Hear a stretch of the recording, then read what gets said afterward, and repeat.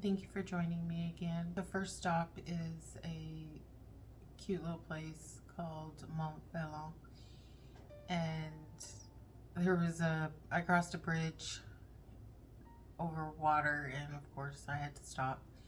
I really don't know how I made it anywhere because I was stopping all the time.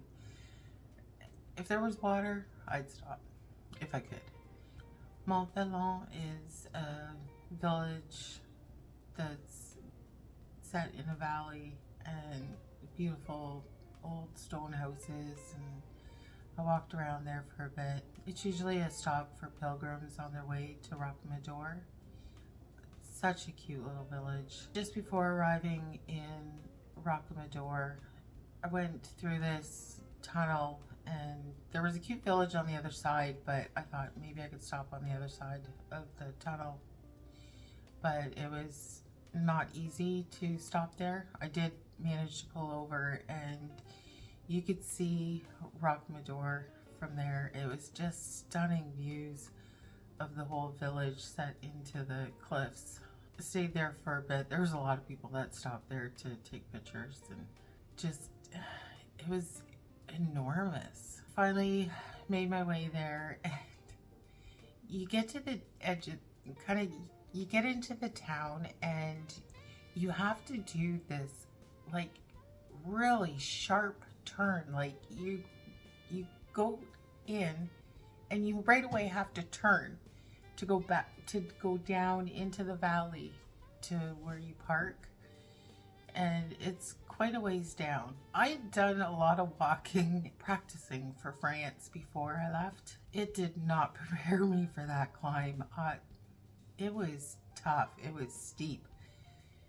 I was severely out of breath, sweaty. It was quite a warm day as well. Like where I'm from, it's flat, so there was no preparation for that hill. But I made it up there. You walk through the village and the houses are built into the cliffs. Rocamadour is a UNESCO listed medieval village built in the limestone cliffs. There are 7 chapels. It's a renowned pilgrimage site from the 12th century. Even King Henry II from England had visited. It's famous for its Black Madonna. When I arrived, there was still more climbing to do, and I thought, well, I'm hot and sweaty anyway, so I might as well just continue. You kind of zigzag walking back and forth up there, and at each point there was the story of Jesus. You get to the end of it, and there's built in a cliff a cave which was gated, and these huge pillars in there, and then at the very back of the cave was a sculpture of Jesus, and then there was more climbing. So you climb up to this defenses or castle or something. It's €2 to get in, and you guessed it, more climbing, stairs to get up to the ramparts. So I went up to the very tippy top. Stunning views from up there. The people down below look like little ants, and I was taking pictures, but I was so terrified of dropping my phone. That's the only thing that went through my mind, is I don't want to drop my phone because it'll never survive that. It was a long way down. But yeah, just absolutely beautiful views from up there. I do think that there's an elevator. I think I saw one when I was coming back down, but I took the hard way. I made my way back down and stopped at a little restaurant that was kind of set in the cliffs. It was like you were sitting in a garden. It was really pretty, and it was called Les Jardins de la Veuve, and I had a pizza there. The pizza was the size of a plate, a dinner plate. It was huge, but there was no way I was finishing that. After that, I headed back down to the car, and it's so steep you had to have your brakes on the entire way down. It was little bit later in the afternoon, but there was another place that was built in the cliffs that I wanted to go and see.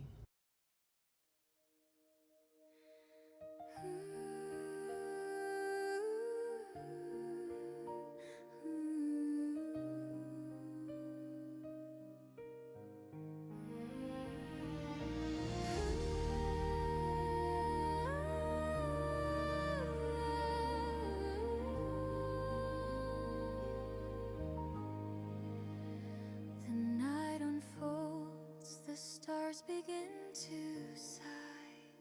Your shadow dances close to mine. We walk where silver whispers fall. In quiet dreams I hear your call. Every breath is soft, like time stands still. Every look says more than will. The world asleep, but we ignite. Two souls beneath the pale moonlight.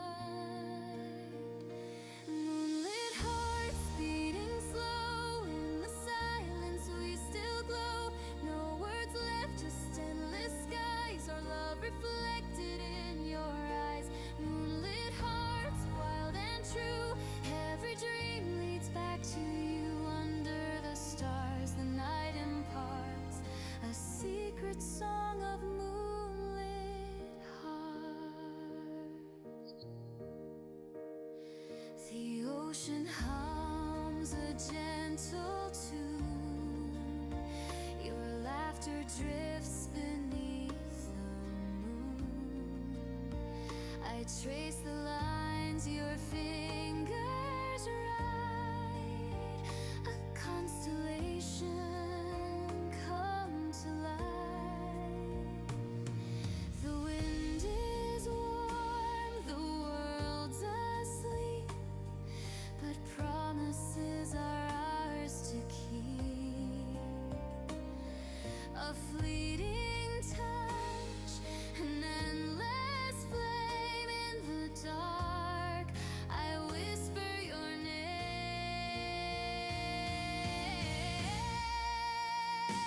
Moonlit hearts beating slow. In the silence we still glow.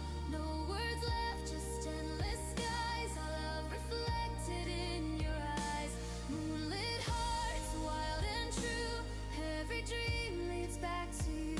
Under the stars, the night imparts a secret song of moonlit hearts.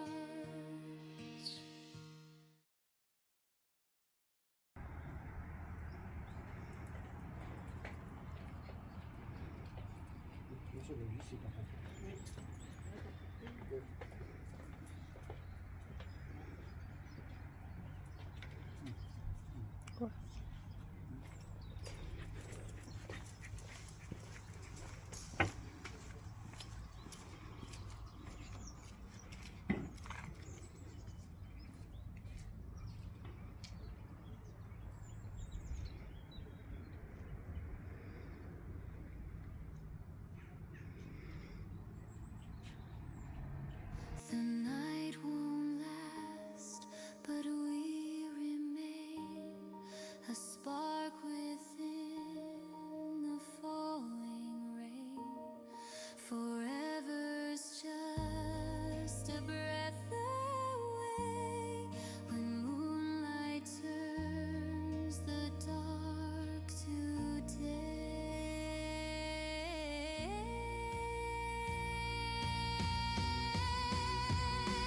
Moonlit hearts, we never fade. Shine through night and morning haze. In every light our love restarts. Forever bound to moonlit hearts. On my way to the next stop, I stopped in another village called Sarlat, and of course there was water. That's why I stopped. There was like a pond, and I was sitting there, and all of a sudden this horse and carriage went by the bride on her way to get married. It was kind of cute to see.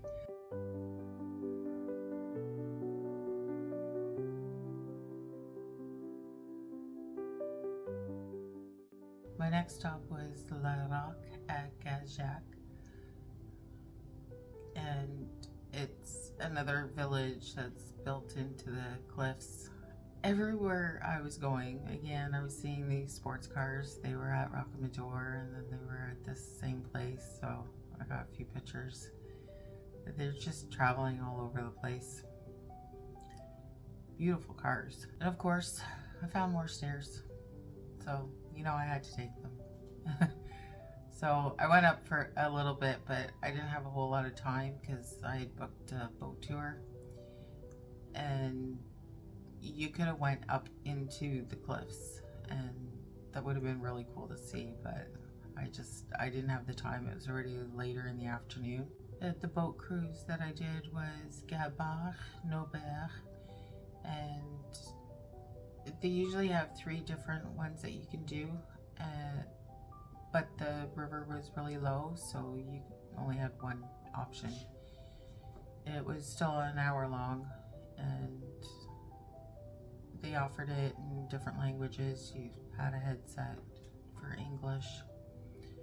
It was really nice to see the village from the river. Instead of just being in the village, you got to see it from a little farther away. It was a nice, relaxing cruise after all the climbing. It was very welcomed. They had some rock slides there which had taken out some houses, but there was this one beautiful house that had a turret, and it was covered in ivy, and it was one that survived the rock slide, like just a near miss. But I'm glad it didn't hit it because it was a beautiful place. While I was waiting for the boat cruise, I had booked a hotel. It was more of a bed and breakfast. It was close to Sarlat. After the cruise, I made my way to the hotel. The man showed me my room, and it was like I was a princess. It had the beautiful curved bed with this crushed blue velvet on it. It felt like a princess. Big, huge shower in there, and then there was a pool. It was just spectacular, but I was hurrying to get there because the last check-in time was 7 p.m. so I just wanted to make sure I was checked in, and I was kind of low on charge with the car, so I had to go back out and charge the car in Sarlat and grab something for dinner. And it was only 18 degrees, but there was a pool. I have Viking blood. I can handle this. It was cold. It was really cold. It brought me back to my days of swimming lessons in the town pool where it never warmed up.